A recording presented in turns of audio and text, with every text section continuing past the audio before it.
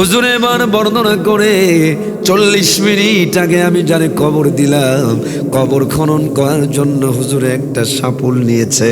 যেই মাত্র মাটির ভিতরে ঢুকিয়েছে, মাটির ওই ফাঁক দিয়া জান্নাতের মিশকে আম্বারের গ্রান বিদ্যুতের মতো চতুর্দিকে ছড়ে পড়েছে।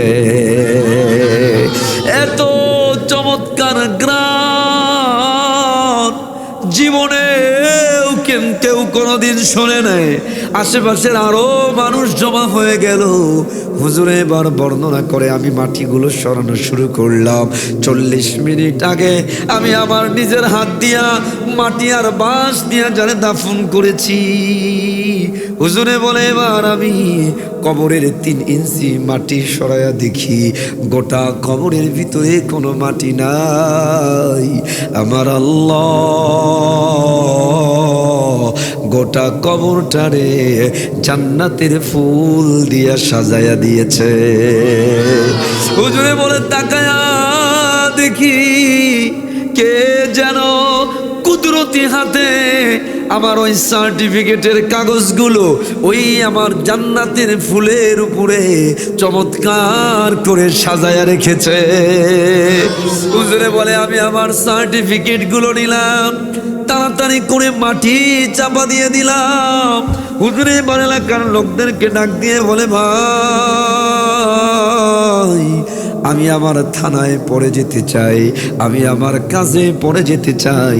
আগে বলো এই যে লোকটা যারা জানাজার নামাজ আমি পড়াইলাম, নিজের হাতে দাফন করলাম, এই লোকটার কি স্পেশাল আমল ছিল যে আমলের কারণে আমার আল্লাহ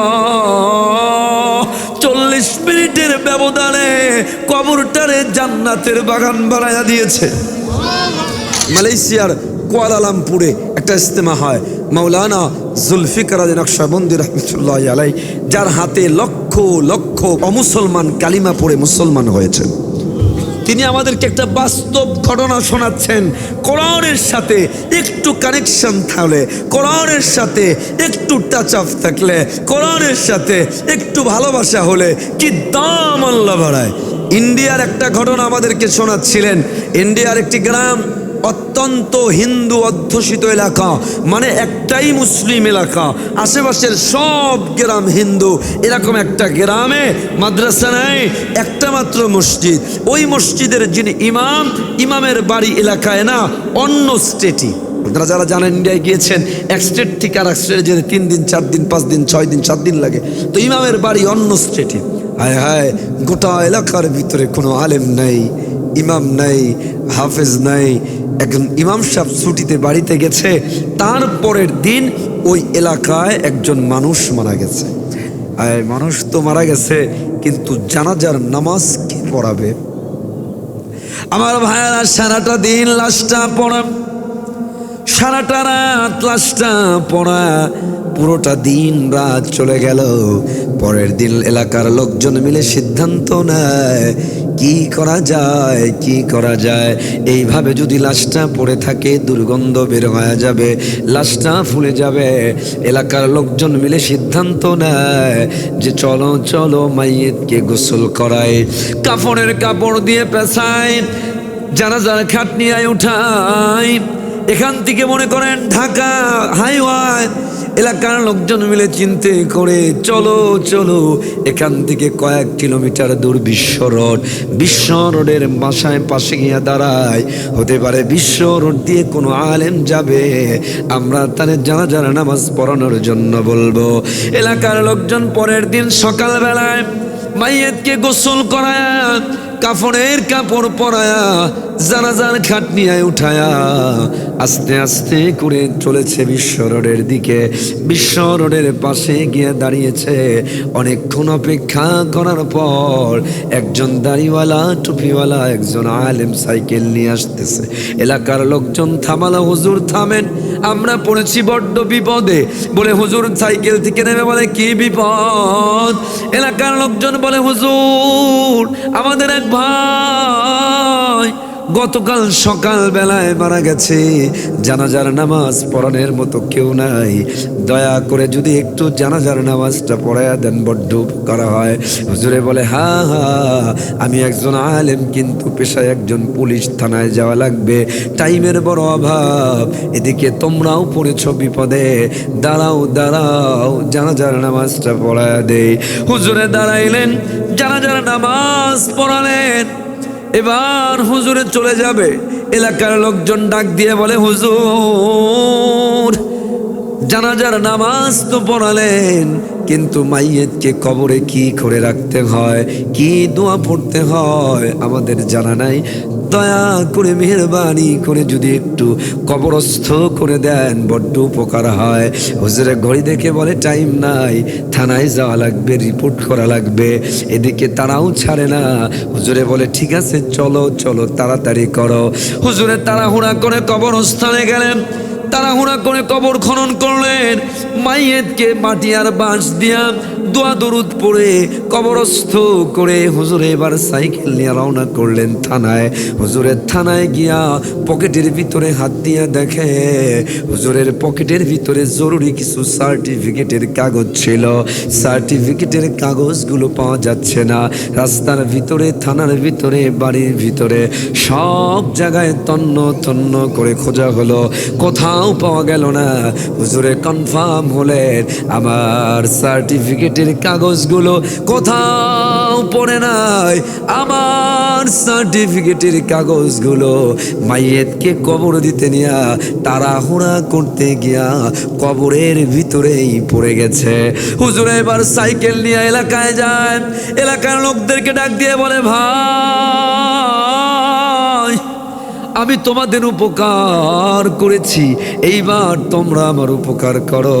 এলাকার লোকজন বলে হুজুর কি উপকার? বলে তোমাদের ভাইকে কবর দিতে নিয়া কবরের ভিতরে আমার সার্টিফিকেটের কাগজ পড়ে গেছে, চলো চলো কবরটা খনন করা লাগবে, আমার সার্টিফিকেটের কাগজগুলো লাগবেই লাগবে। এলাকার লোকজন ডাক দিয়ে বলে হুজুর মাইয়েতকে কবর দেওয়ার পর আবার কবর খনন করা যায় আছে কি জায়েজ নাই জানা নাই, যদি জায়েজ থাকে চলেন চলেন কবর খনন করে দেই।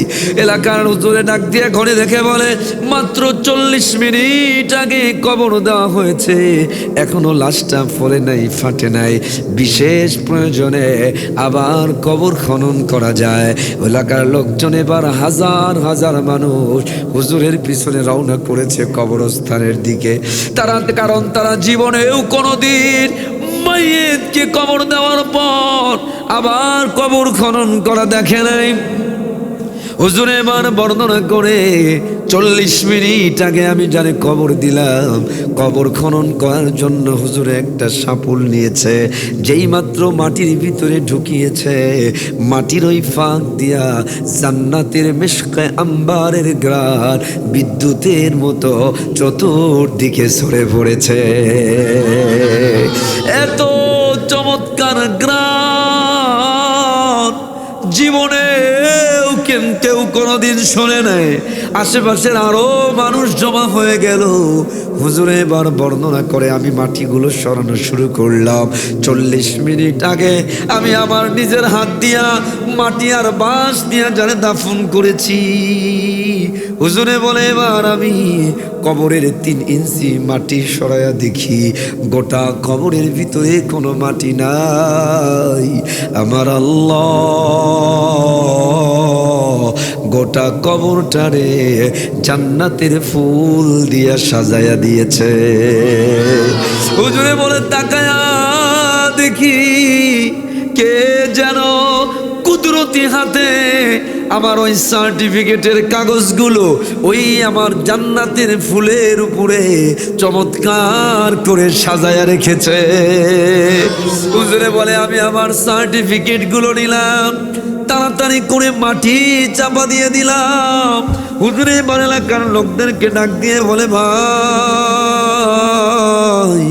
আমি আমার থানায় পড়ে যেতে চাই, আমি আমার কাজে পড়ে যেতে চাই।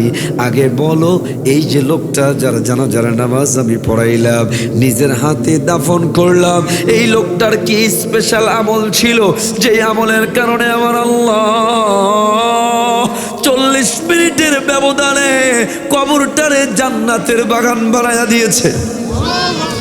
এ খুলনার ভাই, পর্দার আড়ালের বোনেরা, আল্লাহর নবী সাল্লাল্লাহু আলাইহি ওয়াসাল্লাম বর্ণনা করেন, আল কবরু রাউযাতুম মির রিয়াদিল জান্নাহ আও হুফরাতুম মিন হুফারিন নার।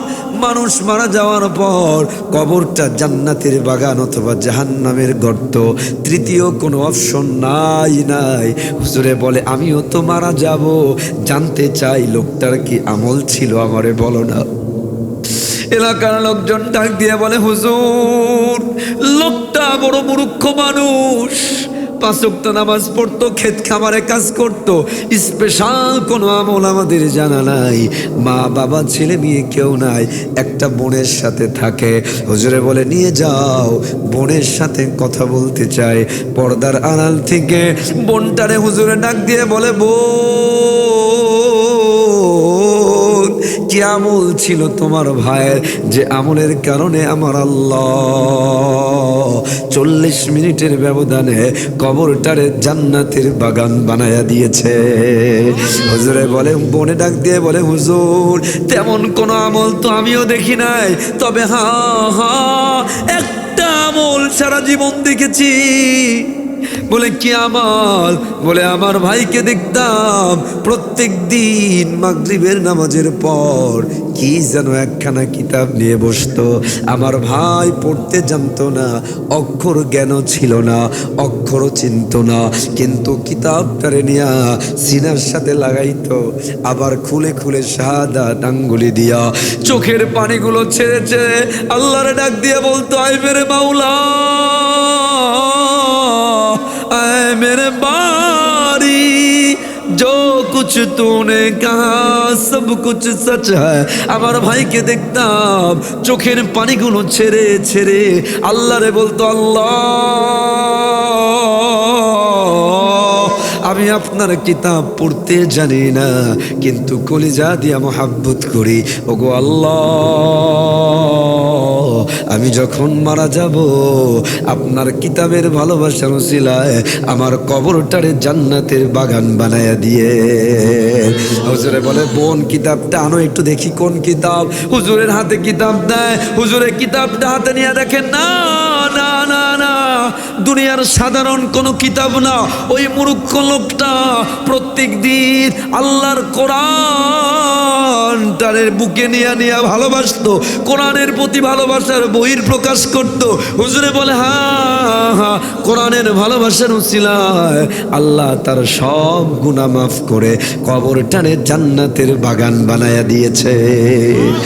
এ আমার খুলনার ভাইয়েরা, পর্দার আড়ালের বোনেরা, আজকে 2-3টা পয়েন্ট বলবো।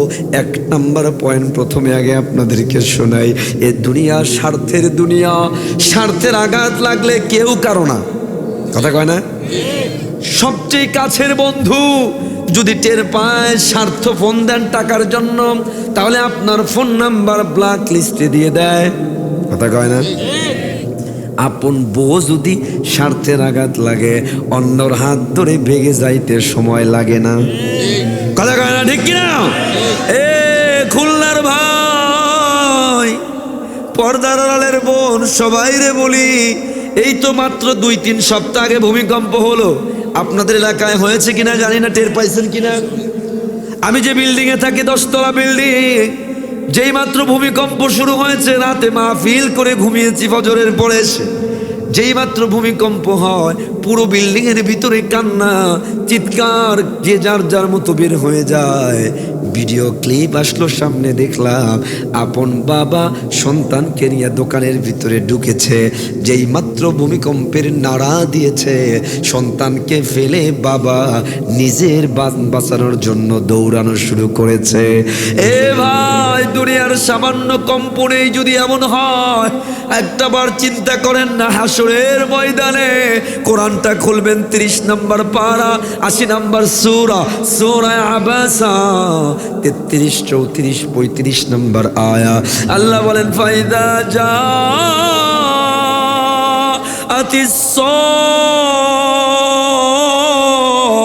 সাখা, আল্লাহ বলেন ইয়াউমা ইয়াফিরুল মারউ মিন আখি,